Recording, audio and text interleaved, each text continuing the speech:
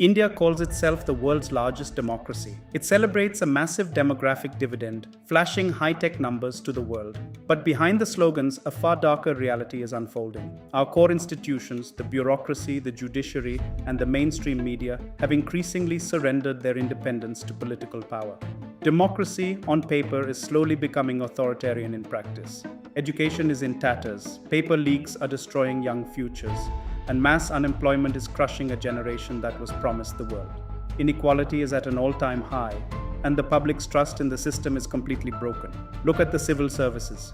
IAS and IPS officers pass one of the toughest examinations on earth.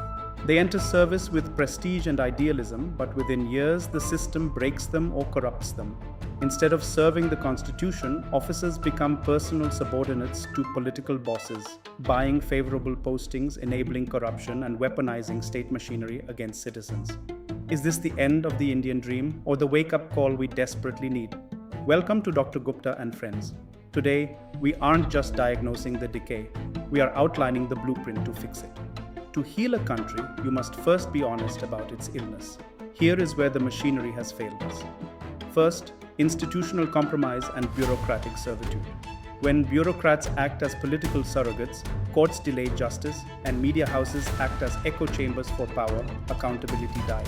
A democracy without independent institutions is just an election every 5 years. Second, the wasted demographic dividend. India has the youngest workforce on the planet, but millions of degree holders are driving cabs or queuing up for entry-level government jobs. We are wasting our greatest competitive advantage. Third, an education system in tatters. Rote learning, frequent exam leaks, subpar infrastructure, and commercialized higher education have turned our schools into degree mills that fail to teach real-world skills. Fourth, the trust deficit.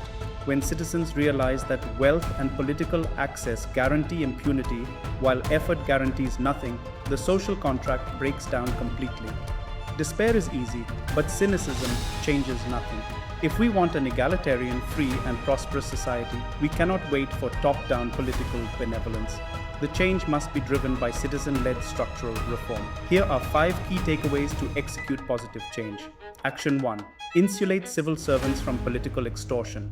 We must break the master-servant dynamic in the IAS and IPS. First, enforce statutory civil services boards to oversee all postings, transfers, and promotions, stripping politicians of the weapon of arbitrary transfers.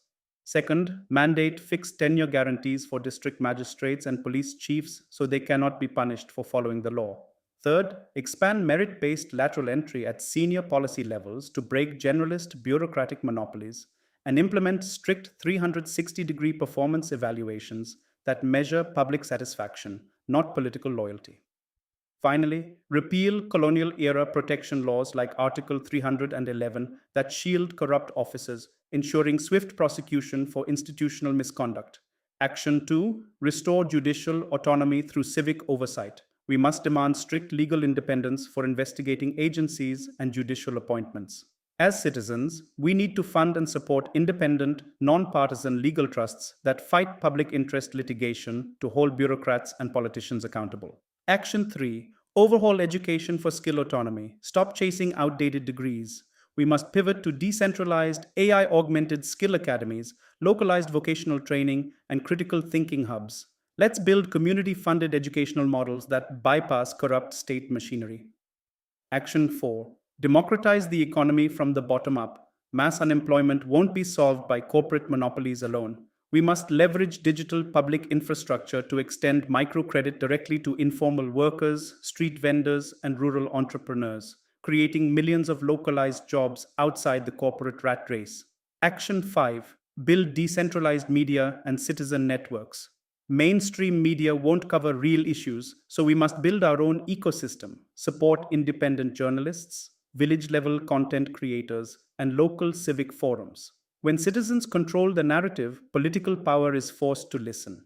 India's true strength has never lived in its political offices or corporate towers. It lives in the resilience of its people. A genuine democracy is not gifted by rulers. It is claimed by active, vigilant citizens. It is time to move from silence to solidarity and from cynicism to construction. I assert you into it. What's next? Stay safe and happy new thinking.